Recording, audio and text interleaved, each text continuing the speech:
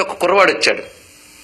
ఆయన మన హిందూ సంస్కృతి గొప్పతనం తెలిసాక తన ఉద్యోగాన్ని కూడా ఇంకా విరమింపజేసేసుకుని అంకితమైపోయి దీని మీద కృషి చేస్తూ నేటికి కెనడాలో ఉన్నాడండి. ఆశ్చర్యపోతాం మనం. ఇక్కడ ఉన్న యువత ముందు బాగా తెలుసుకోవాలి. వాళ్ళు ఆశ్చర్యపోయాడు అతను. ఆయన కొంత రీసెర్చ్ చేసి కొన్ని పేపర్స్ నాకు తీసుకొచ్చి పవర్ పాయింట్ ప్రజెంటేషన్లా చూపించాడు. మొత్తం ఆశ్చర్యపోయాను నేను. మొన్ననే ఆ బృందం వాళ్ళందరూ ఇప్పుడు రీసెర్చ్ మీద పడ్డారు. ఆ బృందం అంతా, ఆ బృందంలో ఒక ఆయన నాకు వాషింగ్టన్ లో కలిసి వాళ్ళు చేసిన రీసెర్చ్ పేపర్స్ చూస్తే ఆశ్చర్యం వేసింది. అతడు ఒక అద్భుతమైన విషయాన్ని చూపించాడు. టోనోస్కోపీ అని ఒక పరికరం ఉందిట.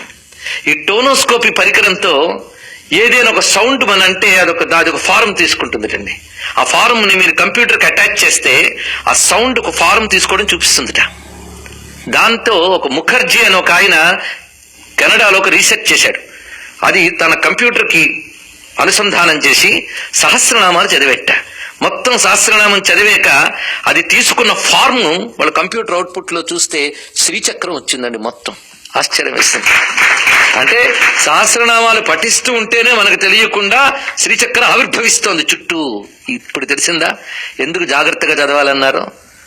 ఇప్పుడైతే మిషన్ వచ్చింది. మిషన్ రాకపోతే ఈ నాలెడ్జ్ తెలియదు. అందుకే అన్ని ప్రూవ్ అయ్యాక అప్పుడు నమ్ముతానంటే ఈ లోపల ఆయువు అయిపోతుంది. గుర్తుపెట్టుకోండి.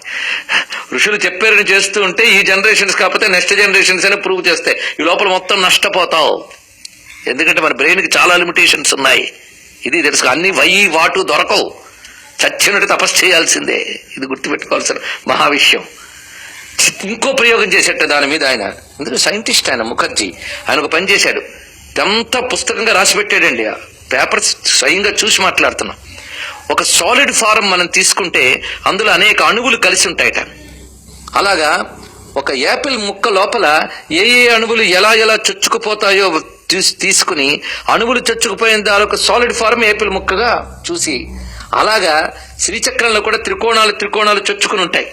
దీని సాలిడ్ ఫారం ఎలా ఉంటుందో అని మరొక టెక్నాలజీ ఉపయోగించి దాని సాలిడ్ ఫారం తీసేట శ్రీచక్రానికి.